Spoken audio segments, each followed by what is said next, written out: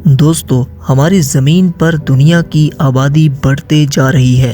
Resources ख़त्म हो रहे हैं। ग्लोबल वार्मिंग की वजह से अगले चंद सालों में नाकाबिले बर्दाश्त गर्मी हमारी ज़मीन पर होगी। ऐसे में अगर हमारे जहन में ज़मीन को छोड़कर किसी दूसरे सियारे या प्लेनेट पर बसने का ख्याल आए तो मार्स और हमारा चांद हमारे जहन में आते हैं। लेकिन इनसे कई गुना बेहतर हमारे सोलर सिस्टम के सबसे खूबसूरत प्लेनेट सैटर्न का ये चांद टाइटन हो सकता है। नाजरीन, कायनात में अगर ज़मीन की झलक हमें सबसे करीब किसी चीज़ में मिल सकती है तो वो ये निहायत खूबसूरत चांद टाइटन ही हो सकता है। दोस्तों, कैसिनी नाम का एक स्पेसक्राफ्ट जो कि सैटर्न और उसके चांद की रिसर्च करने की गर्ज से बनाया गया था, इसमें हॉयगन नाम के इस प्रोब को भी लगाया था जिसने टाइटन पर उतरना था। दोस्तों, कैसिनी से पहले वॉयेजर 1 और वॉयेजर 2 ये स्पेसक्राफ्ट्स सियारे सैटर्न और उसके चांद टाइटन की सैर कर चुके थे, जिससे हमें पता चला कि टाइटन के पास ज़मीन से भी ज़्यादा घना और थिक एटमॉस्फेयर मौजूद है। यही वजह थी कि साइंटिस्ट ने हॉयगन प्रोब को कैसिनी पर फिट किया ताकि वो टाइटन पर उतर सके। कैसिनी 1997 में लॉन्च हुआ और ठीक 7 साल के बाद 2004 में सैटर्न के करीब पहुंचता है। जनवरी 2005 को हॉयगन कैसिनी से डिटैच होकर टाइटन के घने बादलों को चीरते हुए अंदर चला जाता है। कुछ देर गुजरने के बाद इसने कुछ ऐसा दिखाया जिसने साइंटिस्ट को हैरान कर दिया। टाइटन के पास अपना ज़मीन ही की तरह ग्राउंड सरफेस भी था। इस पर समंदर भी मौजूद थे। कुल मिलाकर बादलों के नीचे ठीक हमारी ज़मीन ही की तरह का एक सियारा लग रहा था। मगर दोस्तों, ये सियारा था नहीं, बल्कि ये तो सैटर्न का चांद था। हज़म करना शायद मुश्किल है कि इतना सब कुछ एक चांद के पास भी हो सकता है।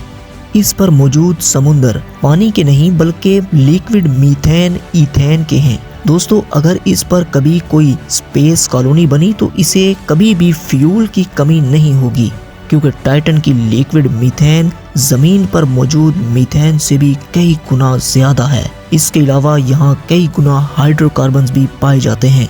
कुल मिलाकर अगर बात की जाए तो इस पर हमें कभी एनर्जी की कमी महसूस ही नहीं होगी।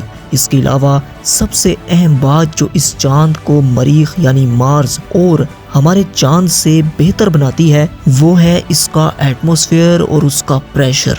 नाजरीन, इसका एयर प्रेशर ज़मीन से सिर्फ 1.5 गुना ज़्यादा है। मतलब यहाँ हम बगैर किसी स्पेस सूट के भी रह सकते हैं। वहीं अगर हम खला में या फिर चांद या मरीख पर किसी भी जगह स्पेस सूट उतार दें तो हमें पता लगने से भी पहले हमारी मौत हो जाएगी। यही एयर प्रेशर टाइटन को मार्स और चांद से बहुत बेहतर बनाता है। इसके अलावा सूरज से आई रेडिएशंस टाइटन के एटमॉस्फेयर को क्रॉस करके अंदर जा ही नहीं पाती, जिससे हमें नुकसान नहीं पहुंच सकता।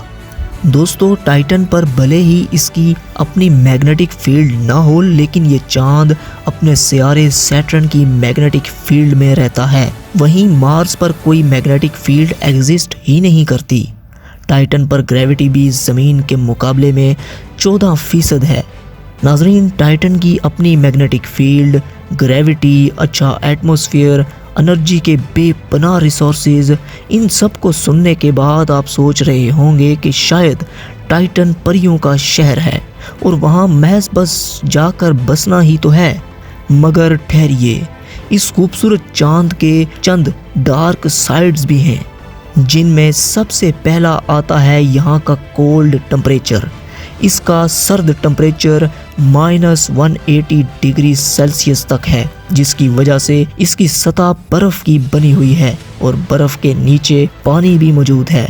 इसके अलावा टाइटन का एटमॉस्फेयर 95% नाइट्रोजन से भरा है और साइंटिस्ट के लिए चैलेंजिंग होगा बाकी के 5% में ऑक्सीजन की अमाउंट को इंक्रीज करना।